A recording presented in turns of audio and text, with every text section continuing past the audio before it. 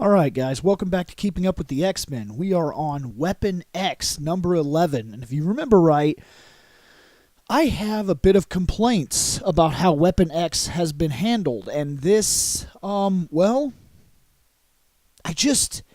blows my mind that you can develop a book with this kind of team and you still have to pull in the all-new Wolverine, because I'm guessing this book isn't selling. That's my best guess, because I don't know. It seems like a gimmick right off the bat to have her show up in the first book for the first, not the first book, but the first storyline. It bothers me.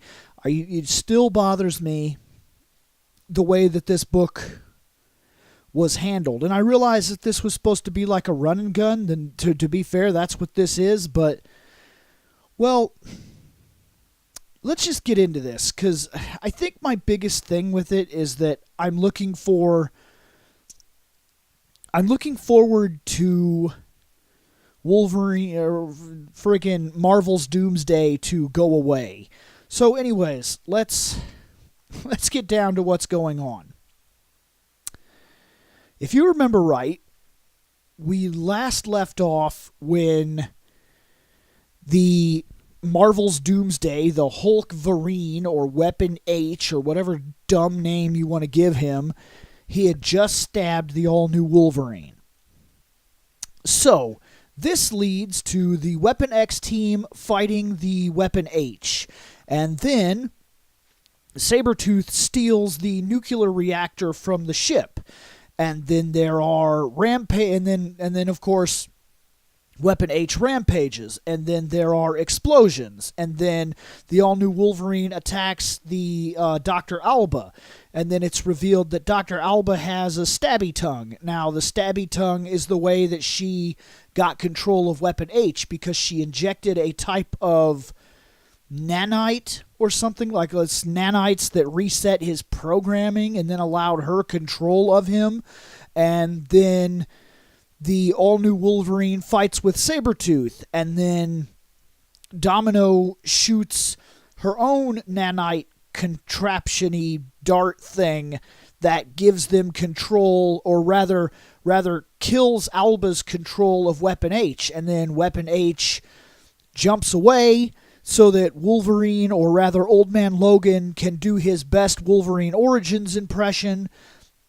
And then he drives all the way out to, well, not all the way out. Supposedly this is nearby. This is an Eagle Star base. And that is when we get to the first part of actual storyline within the Weapon H book. Now, we're way over halfway past in the book, but this is supposed to be an action title. So that's not what I'm complaining about here. I think really my biggest thing is that I just don't like Weapon H. Well, remember, we were under the impression that he was trying to get his memories back, and they were like, that's a bad idea. Nothing good ever comes from us going through that process. Nothing. It always leads to pain. Well, Old Man Logan gets down there, and he starts talking to him, and he's like, look, this is stupid.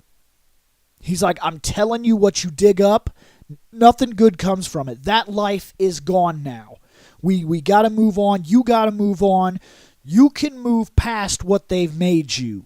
And he's like, I don't think you really understand why I'm here. And he's like, boom!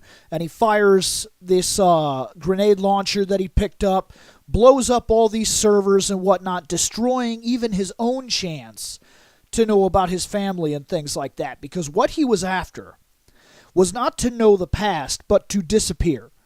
He doesn't want the chance that he might go back to them, that he might screw their lives up. So he destroys all these computers and everything that would have led him to his past, and at the same time would have led other people to him. And then he jumps off into the sunset, and they take Alba to they take her to something called the X Club headquarters in Costa Rica. And then she's in prison there. And, of course, William Stryker goes back to being a prick and spreading hysteria and stupid crap and propaganda. And, well, I mean, that's his character, so we can't really blame him for doing that. Okay, guys, that was it.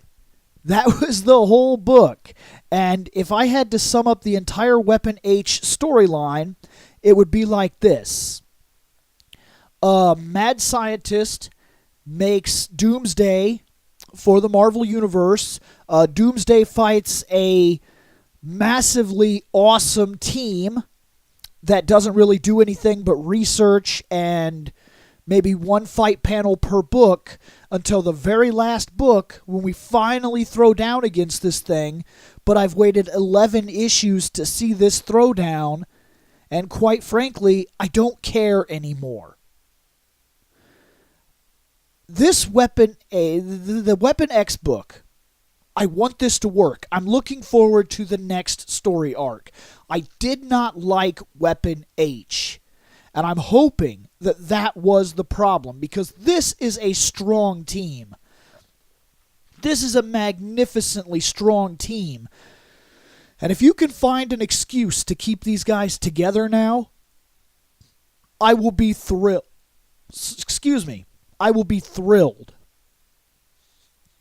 But as it stands right now, I'm just happy for the story arc to be over. It did not hold my attention.